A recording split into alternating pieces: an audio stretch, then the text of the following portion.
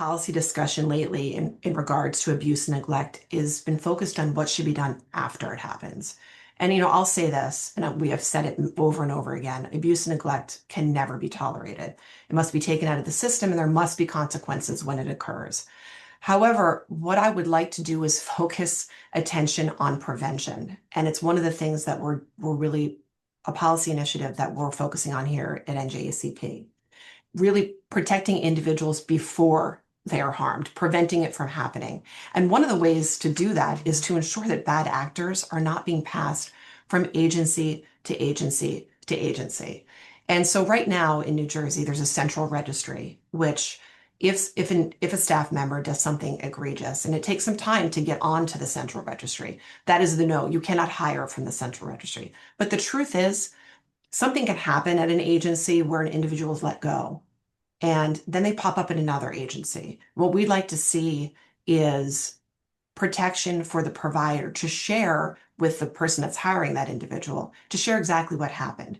So what we don't see is an incident happens, a staff member's let go, and then they pop up in another agency. The ones that sort of fly below the central registry, that is really continues to elevate risk. And what we'd like to see is to minimize risk as possible. Because the truth is, this is a human system, and there will always be risk in a human system. But the more that we can provide focus and attention to those that we're hiring is a way to help protect and prevent abuse and neglect.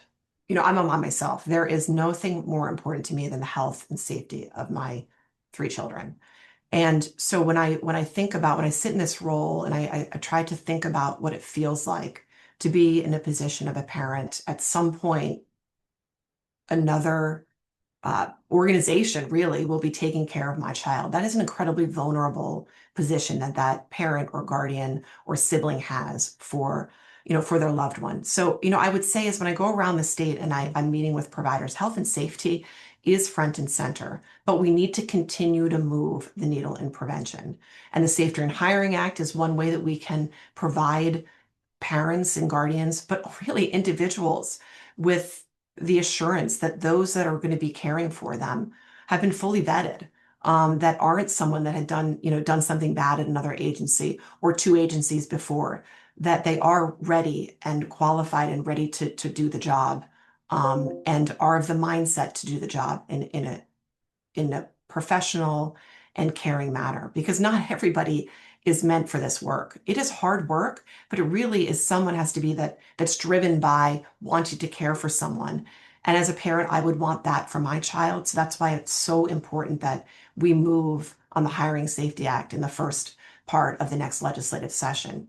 And I'll say that we are working right now on getting a piece of legislation drafted so it is ready to hit the ground running when the legislature comes back in January. And we're already building advocates from parents and families to other provider organizations to get behind this initiative. And I'm hopeful that it will pass swiftly.